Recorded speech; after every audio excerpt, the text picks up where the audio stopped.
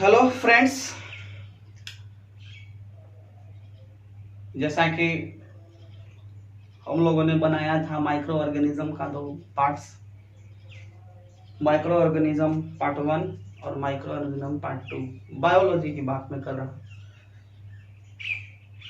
तो यदि आपने हमारा चैनल को सब्सक्राइब नहीं किया है तो सब्सक्राइब करें और बेल आइकन में ऑल दबा दें ताकि ज़्यादा से ज़्यादा यह वीडियो आप लोग के पास जा सके, ताकि स्टूडेंट्स जो हमारे एसएमसीसी में पढ़ने वाले हैं, जो स्टूडेंट्स अपीयरिंग हैं, जो 12th के स्टूडेंट हैं, वे ज़्यादातर तैयारी कर सके और अपने तैयारी पर फोकस कर सके। तैयारी का चेन नहीं रुकना चाहिए।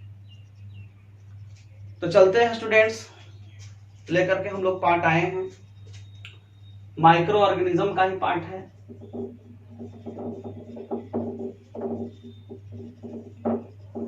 ये माइक्रो ऑर्गेनिज्म का ही पार्ट है। इस पार्ट का नाम है वायरस और बैक्टीरियोफाज। तो स्टूडेंट्स, वायरस जो होते हैं वो बैक्टीरिया से भी छोटा होते हैं और सर्वप्रथम 1892 में 1892 में D.I. आइवेनोवस्की ने इसे खोज किया था टोबैको मोज़ेक वायरस के रूप में, TMV के रूप में। TMV के रूप में इसका खोज हुआ था सर्वप्रथम वायरसेस का 1892 में। उसके बाद बहुत सारे वायरसेस आए, जंतु वायरस आए, पादप वायरस आए और वायरस से होने वाले अनेकों रोगों के बारे में भी पता चला। चेचक, इन्फ्लुएंजा, पोलियो, अनेकों प्रकार के रोग जो भयंकर और लाइलाज होते हैं सारे वायरस से होते हैं। वायरस से होने वाला एक और रोग है कोरोना वायरस, जो आजकल के डेट में हम लोग जिसके तहत त्रस्त हैं, परेशान हैं। कोरोना भी जो बीमारी चल रही है वायरस के कारण ही है, तो उसे भी हम लोग वायरस के रूप में ही देखेंगे। तो ये वायरसेस न तो प्रोकैरियोट्स होते हैं और न ही यूकैरियोट्स होते हैं। इनको किसी भी श्रेणी में नहीं रखा जाता है। इसका कारण है कि इनका जो RNA होता है, वह जो RNA होता है वो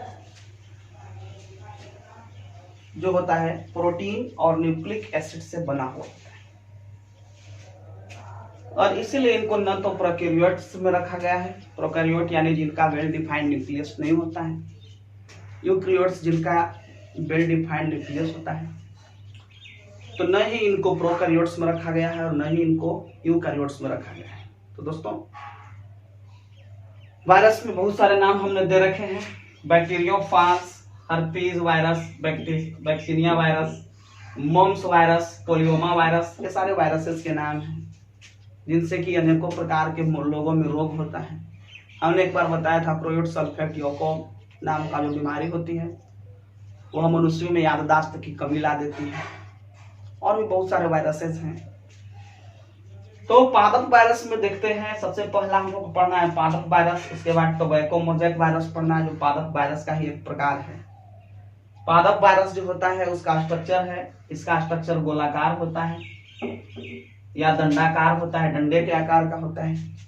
पादप वायरस में आलू में लगने वाला वायरस है लीफ रोल।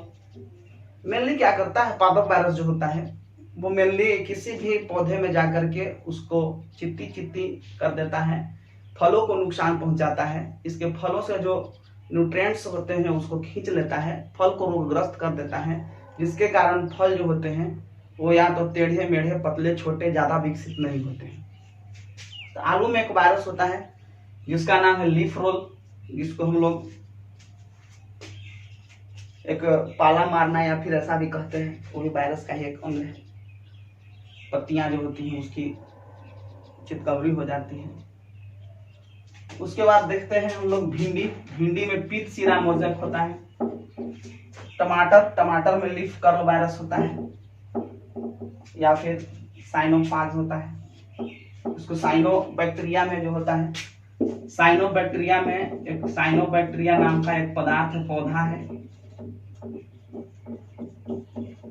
साइनोबैक्टीरिया एक प्रकार का पौधा है जिसका नाम साइनोफाज है। इसमें साइनोफाज रोग होता है। नील हरित शैवाल बोला जाता है, साइनोबैक्टीरिया होता है। साइनोबैक्टीरिया में साइनोफाज नाम का वायरस, और देखते हैं फिर से, ये बार बार क्वेश्चन 1 नंबर का पूछा जाता है। आलू में जो वायरस होता है उस वायरस को हम लोग लीफ रोल कहते हैं। भिंडी में जो वायरस होता है, और भिंडी में पित्तसीरा मोज़ेक होता है। टमाटर में लीफ कर्ल नाम का वायरस होता है। और साइनोबैक्टीरिया में साइनोफाज नाम के वायरस से अनेकों चित्तीदार रोग हो जाते हैं।